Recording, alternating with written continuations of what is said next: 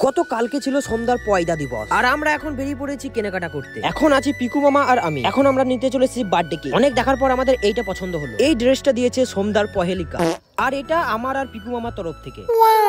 দেন রাস্তায় গিয়ে দেখতে আমরা দেখতে পাই ভৈরব বাবাকে। তারপর চলে আসি সন্ধ্যার বাড়িতে। তারপর আমাদের এখানে সেলিব্রেশন স্টার্ট হয়ে যায়। তারপর এখানে সন্ধ্যাকে মেকআপ করানো স্টার্ট হয়ে যায়।